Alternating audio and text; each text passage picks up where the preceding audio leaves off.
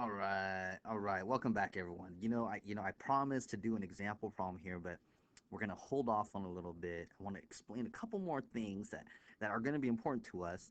And what I did was I redrew our previous drawing here and try to make it a little bit cleaner.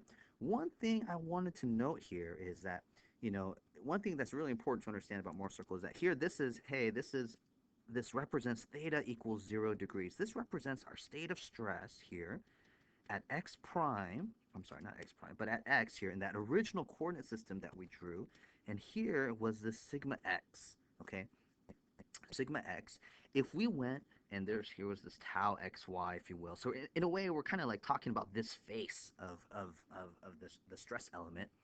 And if I went, if you will, if I go all the way to the other side over here, right? Based on equilibrium, you know that this right here is also sigma x, and this should also be tau xy, right? This right here. So if I go all the way to the other side, which in real life, if you will, this real life, it would be a rotation of 180 degrees, okay? 180 degrees here.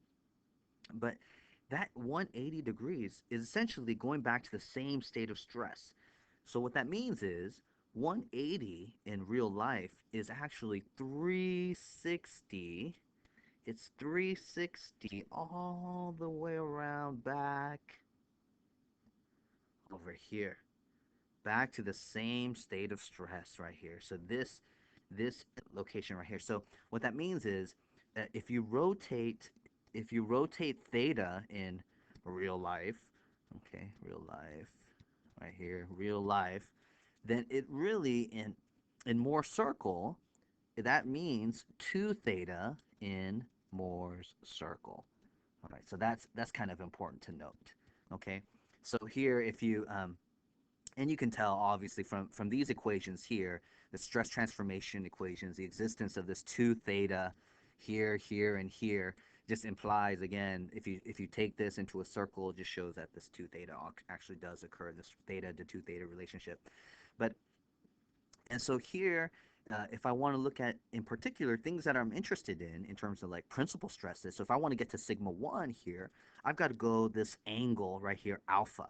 Okay, and that angle alpha would just be, in order to calculate that angle alpha, we'd be talking about tangent of alpha is the opposite over the adjacent, tau xy over sigma x minus sigma average, right? And then we would do the inverse tangent and calculate alpha right there, okay? This alpha is some number that's alpha is equal to 2 theta.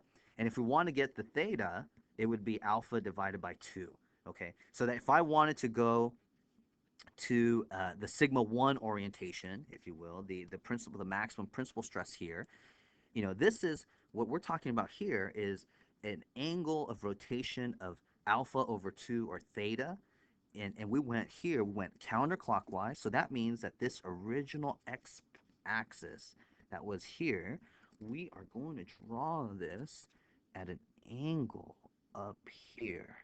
Here, this angle right here would be alpha over 2 or theta to get to that sigma 1 face, if you will. And then after I draw those lines right there, I'm going to draw a square. I'm going to draw a line perpendicular to that line, and then the remainder of this right here, and this right here, this face right here essentially represents this point. And here I've got sigma 1 going that way at an angle theta, which is equal to alpha over 2. Okay?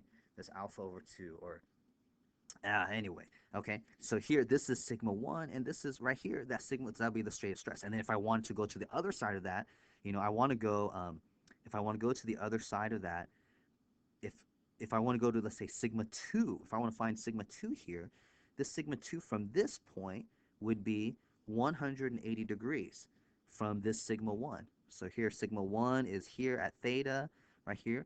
Then I have to go all the way around 180 from this line right here, which would be 90, right, in real life. So if I go 180 in Mohr circle, here is sigma 2 up here, okay? And so anyway, so this is where the example problem would be helpful, okay?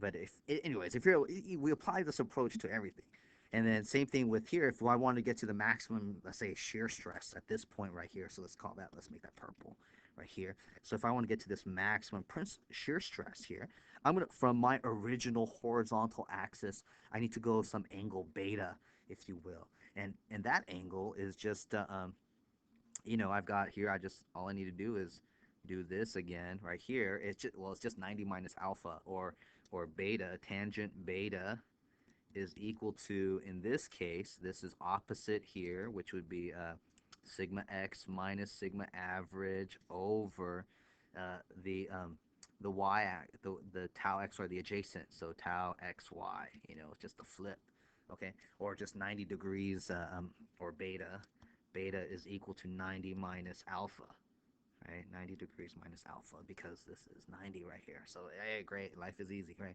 Anyway, so here, and this right here would tell us, hey, if I want to get to the maximum shear stress state from here, I would start with my original here.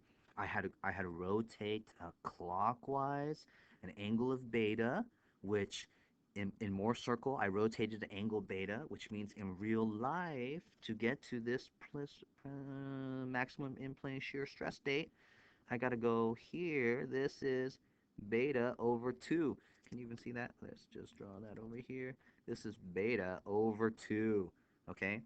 Right? And that means, and then to draw my representative volume element, I'm going to draw a line perpendicular to that purple one, draw the remainder of the square, okay?